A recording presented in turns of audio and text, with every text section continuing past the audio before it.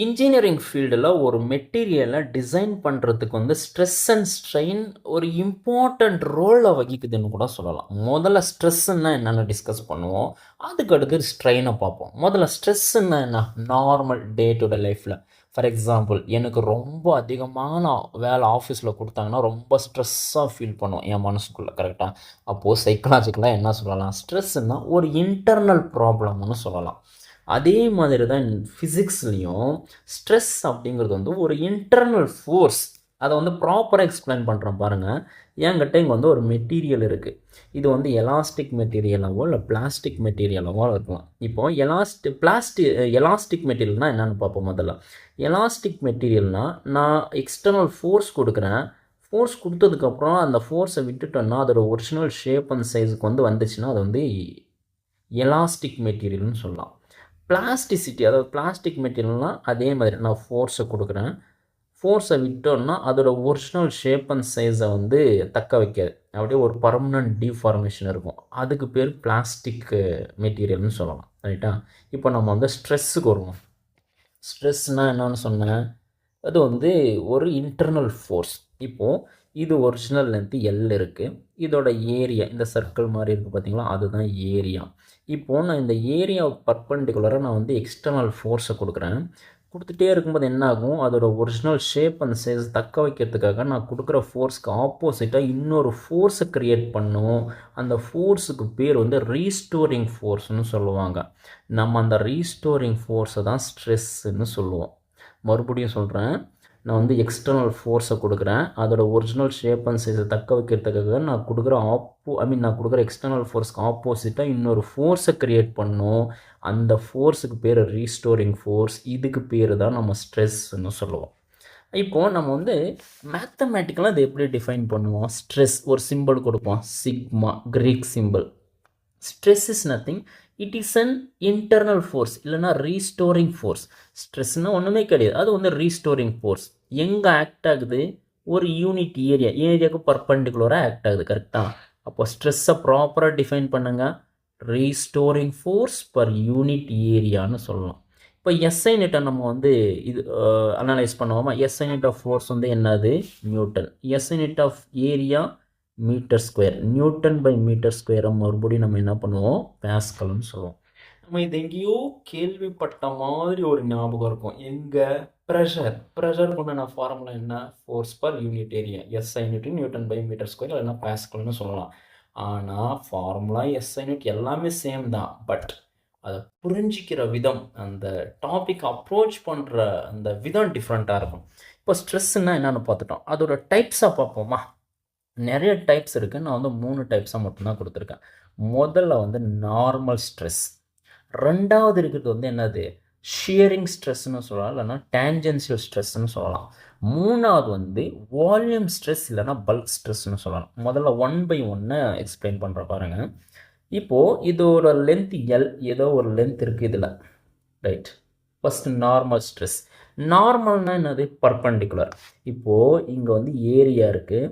இந்த ஏரியாவுக்கு பர்பண்டிகுலராக நான் ஃபோர்ஸை கொடுத்து நான் இந்த ஷேப்பை சேஞ்ச் பண்ணேன்னா இதுக்கு பேர் நார்மல் ஸ்ட்ரெஸ்ன்னு சொல்லுவோம்.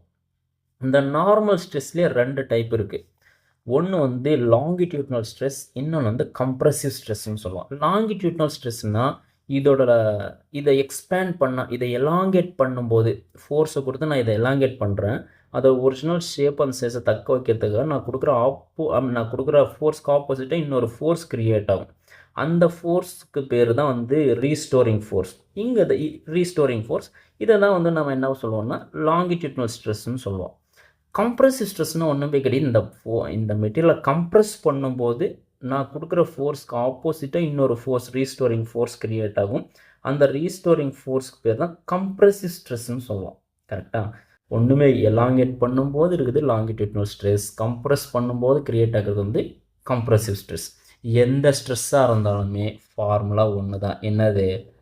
Force per unit area, SI into newton by metre square. இப்போது ரெண்டாவது வந்து ஷியரிங் ஸ்ட்ரெஸ், இல்லைன்னா டேஞ்சென்சியல் ஸ்ட்ரெஸ்க்கு வருவோம். ஷியரிங்னா என்னது? ஒரு செதுக்குதல். இப்போது இதை வந்து இந்த ஃபஸ்ட்டு நார்மல் ஸ்ட்ரெஸ் என்ன பார்த்தோம்? நான் கொடுக்குற ஃபோர்ஸு ஏரியா பர்பண்டிகுலராக இருந்துச்சு. ஆனால் ஷியரிங்கில் வந்து இங்கே பாருங்களேன், நான் கொடுக்குற ஃபோர்ஸு பேரலாக இருக்கும். இந்த ரெட் கலரில் இருக்கிற ஏரியாவுக்கு பேரலாக. இப்போது ஒரு பாக்ஸ் இருக்குது, அந்த பாக்ஸுக்கு மேலே அப்படியே ஒரு ஃபோர்ஸ் செதுக்கிற மாதிரி ஒரு ஃபோர்ஸ், ஸ்லைடிங் ஃபோர்ஸை நான் கொடுக்குறேன். இந்த மாதிரி அப்படியே மேலே அந்த அந்த ஏரியாவுக்கு பேரலாக ஃபோர்ஸ் கொடுத்தா என்ன ஆகும், இதோட ஷேப் சேஞ்ச் ஆகும். பாருங்களேன், இந்த அப்பர் பார்ட் வந்து எக்ஸ் அப்படிங்கிற டிஸ்டன்ஸ்க்கு வந்து மாறிடுச்சு, ஆனால் லோவர் பார்ட் வந்து மாறல. எப்படியா இருந்தாலும் ஷேப் சேஞ்ச் ஆயிடுச்சு. என்னதான் இருந்தாலுமே ஸ்ட்ரெஸ் வந்து என்னது, அதே ஃபார்ம் தான், shearing force per unit area, இல்லைன்னா என்னது, டேஞ்சென்ஷியல் ஃபோர்ஸ் பர் யூனிட் ஏரியான்னு சொல்லலாம். மூணாவது வரும் பல்க் ஸ்ட்ரெஸ், இல்லைனா வால்யூம் ஸ்ட்ரெஸ். இது வந்து 3 டைமென்ஷனல் ஸ்ட்ரெஸ். இதுக்கு முன்னாடி பார்த்ததெல்லாம் என்னது, ஒரே ஒரு ஃபோர்ஸ் தான் கொடுத்தோம். இப்போது நம்மக்கிட்ட ஒரு ஸ்பாஞ்ச் பால் இருக்குது, எல்லா டைரெக்ஷன்லையும் ஃபோர்ஸை கொடுத்தா அழுத்துறேன். அழுத்தும் போது என்ன ஆகும், நான் கொடுக்குற ஃபோர்ஸ்க்கு ஆப்போசிட்டாக இன்னொரு ஃபோர்ஸ் க்ரியேட் ஆகும். அந்த ஃபோர்ஸுக்கு பேர் தான் ரீஸ்டோரிங் ஃபோர்ஸ். அந்த ரீஸ்டோரிங் ஃபோர்ஸ் தான் என்னது, ஸ்ட்ரெஸ்ஸு. இங்கேயும் அதே கதை தான். Stress, volume stress is equal to force per unit area, அவ்வளோதான். எந்த டைப் ஆஃப் ஸ்ட்ரெஸ்ஸாக இருந்தாலும் சரி, எஸ்ஐ யூனிட் என்னது, நியூட்டன் பை மீட்டர் ஸ்கொயர், இல்லைன்னா என்னது, பாஸ்கல்னு சொல்லலாம். இப்போது ஸ்ட்ரெஸ்ஸை பற்றி நம்ம டீட்டெயிலாக அனலைஸ் பண்ணிட்டோம். ஸ்ட்ரெயின்னா என்னன்னு பார்ப்போம், ரெண்டாவது டாபிக். கரெக்டாக, இந்த ஸ்ட்ரெயின். இப்போ ஸ்ட்ரெஸ்ஸுன்னா என்னது, நான் ஃபோர்ஸ் கொடுத்தா அதோட ஷேப் சேஞ்ச் ஆகும். ஸ்ட்ரெயின் அப்படிங்கிறது வந்து எந்த அளவுக்கு அந்த ஷேப் அண்ட் சைஸ் மாறுது அப்படிங்கிறத கால்குலேட் பண்ணுறது தான் வந்து என்னது, ஸ்ட்ரெயின். ஃபார் எக்ஸாம்பிள், நம்ம வந்து டீப்பாக டெரிவேஷன் அதெல்லாம் நம்ம போட மாட்டோம். சிம்பிளாக என்னென்னா, ஸ்ட்ரெயின்னா ஒரு டெஃபினேஷன் இருக்குது, ratio between change in dimension and original dimension. For example, என்கிட்ட ஒரு ராடு இருக்குது, அந்த ராடை வந்து நான் ஃபோர்ஸை கொடுத்து சேஞ்ச் பண்ணுறேன், ரைட். அதோட டைமென்ஷன் சேஞ்ச் ஆகிடுச்சு. ஃபார் எக்ஸாம்பிள், 2 சென்டிமீட்டர் சேஞ்ச் ஆகிருக்குன்னு வச்சுப்போம். 2 சென்டிமீட்டர் லென்த் இன்க்ரீஸ் ஆகிடுச்சு, 2 சென்டிமீட்டர், ரைட். இப்போது ஸ்ட்ரெயின்னா எப்சிலான் அப்படிங்கிற ஒரு சிம்பிளை கொடுக்கும். ஸ்ட்ரெயின்னா என்னது, சிம்பிளாக அது ஒரு ரேஷியோ. என்னது, change in dimension divided by original dimension. எந்த அளவுக்கு சேஞ்ச் ஆகுது அண்ட் எவ்வளோ ஒரிஜினல் லென்த் இருந்துச்சு, அது ரெண்டுக்கும் உள்ள ரேஷியோ தான் வந்து என்னது, ஸ்ட்ரெயின்னு சொல்லலாம். ஃபார் எக்ஸாம்பிள், இன்னும் உங்களுக்கு புரிகிற மாதிரி சொல்லணும்னா, சேஞ்ச் இன் லென்த்தை என்ன சொல்லலாம், total length minus original length divided by இந்த ஒரிஜினல் லென்த்தை அப்படியே போடுவோம். Strain is equal to total length. முதல்ல ஒரிஜினல் வந்து 10 இருந்துச்சு, ஃபோர்ஸு கொடுத்து நான் 2 சென்டிமீட்டர் இன்க்ரீஸ் பண்ணியிருக்கேன். அப்போது டோட்டல் லென்த் வந்து 12 சென்டிமீட்டர். ஒரிஜினல் என்னது, 10 டிவைடட் பை மறுபடியும் original 10. Strain is equal to 2/10 தான். இதை ஸ்வைப் பண்ணோன்னா நமக்கு என்ன கிடைக்கும், 0.2. இந்த பர்சன்டேஜாக கன்வெர்ட் பண்ணோன்னா என்ன ஆகும், 20%.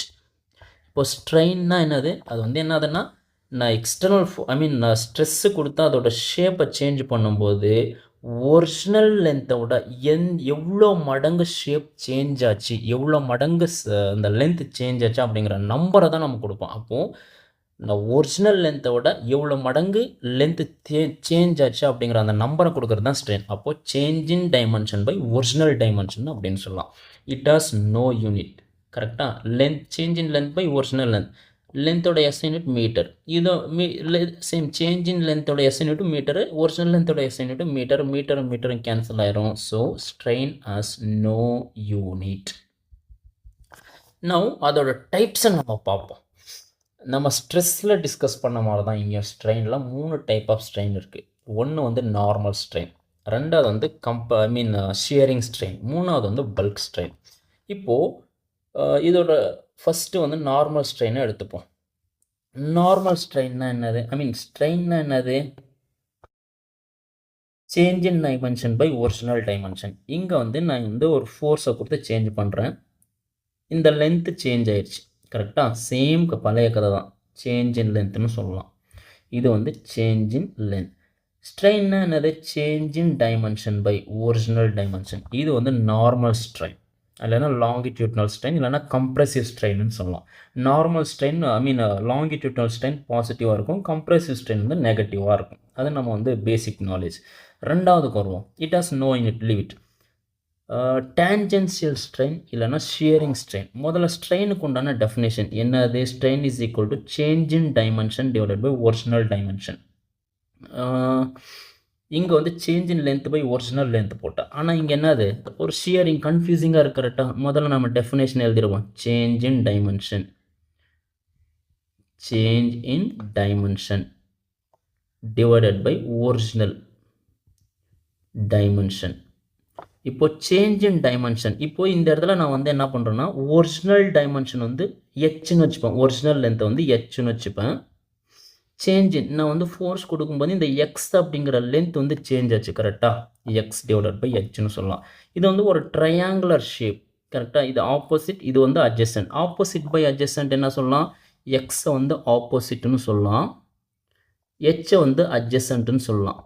அப்போது ஆப்போசிட் பை அட்ஜசன்ட் என்னது, tan தீட்டா. ஒருவேளை தீட்டா ரொம்ப ரொம்ப கம்மியாக இருந்துச்சுன்னா, ஒரு அப்ராக்சிமேட்டில் 15 டிகிரிக்குள்ளே இருந்துச்சுன்னா tan theta approximately equal to தீட்டான்னு சொல்லலாம். அப்போது ஷியரிங் ஸ்ட்ரெயினுக்கு இன்னொரு ஃபார்முலா இருக்குது. இந்த தீட்டா வேல்யூ நமக்கு தெரிஞ்சால் போதும், அதோட ஷியரிங் ஸ்ட்ரெயினை ஈஸியாக கண்டுபிடிச்சிடலாம். Next third type, last type என்னது, வால்யூம் ஸ்ட்ரெயின். சேம் திங், ஸ்ட்ரெயின்னா முதல்ல என்னது, change in dimension by original dimension. Change in இங்கே வந்து லென்த்னா change in length by original length. ஷியர்னா என்னது, எக்ஸ் பை ஹெச். இது வந்து வால்யூம் ஸ்ட்ரெயின் இல்லைனா bulk strain. Change in volume by original வால்யூம்னு எழுதலாம். Right, it has no unit. So these are the 3 types of strain. If you like this video, please support us. Thank you.